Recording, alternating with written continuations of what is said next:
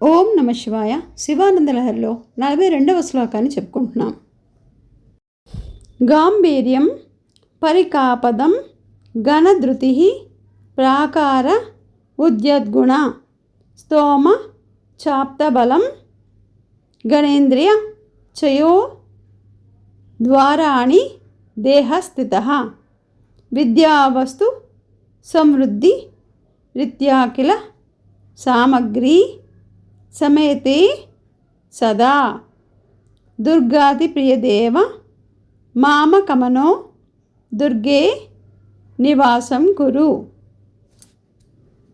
గాంభీర్యం పరికాపదం ఘనధృతి ప్రాకార ఉద్యద్గుణ స్తోమశ్చాప్తబలం గణేంద్రియో ద్వారాణి దేహస్థితః విద్యావస్తు సమృద్ధ్యాఖ్యల సామగ్రీ సమేతి సదా దుర్గాతిప్రియదేవ మామకమనో దుర్గే నివాసం కురు. ఓం నమ శివాయ.